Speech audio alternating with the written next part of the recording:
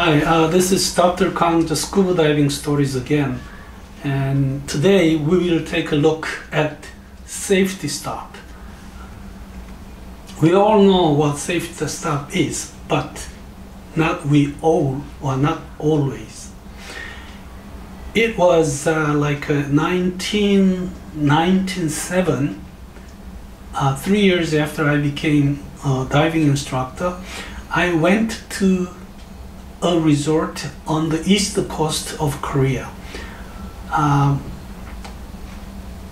One of us failed in controlling the buoyancy and made a very fast ascent. And we've been talking about it. We've been debriefing what happened and how to prevent it. And we talked a lot about the safety stop that he has missed. And then there was another group of divers led by a young advanced open water diver. Was a very early internet diving club, and the leader came to my wife and was asking what the hell is the safety stop.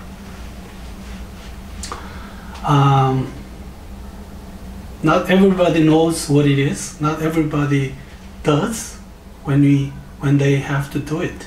So safety stop. I'm going to talk about the scuba diving, which I think is a sport of ascending, not of descending. And ascent rate. Now we have a certain ascent rate suggested by all scuba diving agencies, and we will see how it was decided as such. And we'll talk about the safety stop, the history, and how to do it. Scuba diving, to me, was always about ascending. We can descend. Whether our TM goes ruptured or not, we can descend. We can stay down under if we use our buoyancy control device. But ascending, we need a very special skill. We have to be ascending in a controlled speed, and also we have to stop at a certain depth for a certain time. And this is the most important part of diving and for the safety. So how was the ascent rate set? Many years ago, the commercial divers, they do the work underwater in a caisson, and after a certain job is done, people on board will pull the caisson up.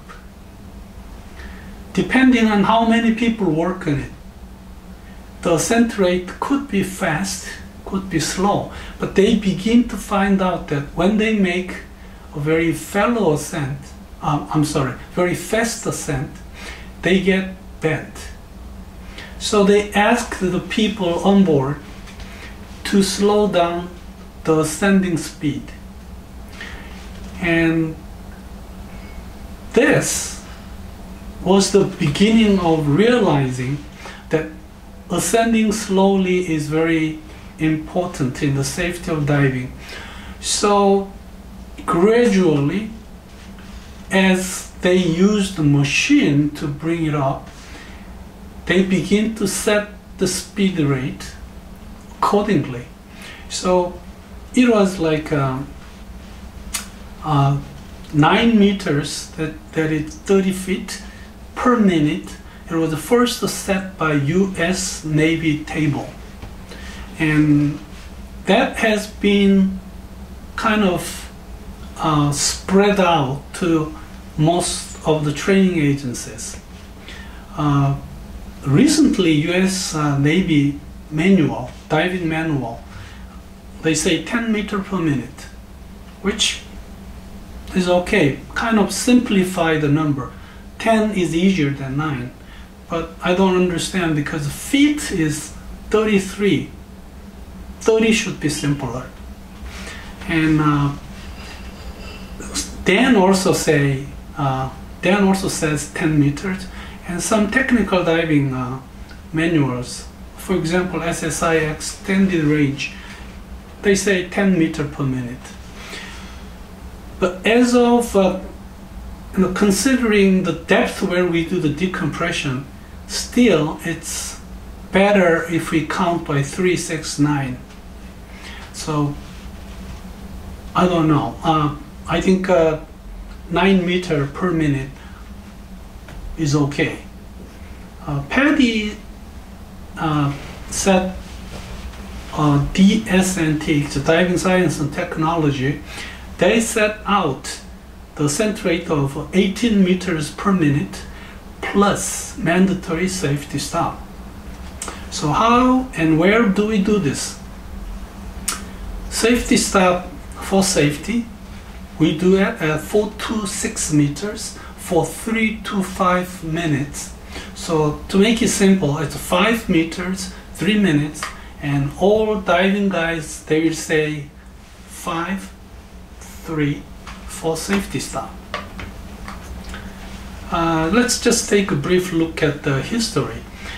Late 90, early 70, early 70, divers were already doing similar thing from empirical conclusions that they believe this behavior reduces the chance of getting bent. And that is very similar to the beginning of deep stop concept. That's empirical behavior that we do, that doing this seemed like it's safer and gave us less symptoms of decompression sickness. In 1974, Dr. Andrew Pilmanis, he wrote an article, very interesting article on safety stop and its benefit, have done lots of chamber tests, and that showed much less bubbles in the blood circulation coming back to the right ventricle. So after this, safety stop became a must-do procedure for divers. In 1988, we had the Olympic Games in Korea. Anyway, Paddy, DSAT, made a new dive table, and they called it recreational dive planner. And for sports diving with no decompression, a center rate of 18 meters per minute plus mandatory safety stop. This, I think, is like the onset or the beginning of all diving agencies. I mean, all diving agencies giving students not an option but a must-do safety stop.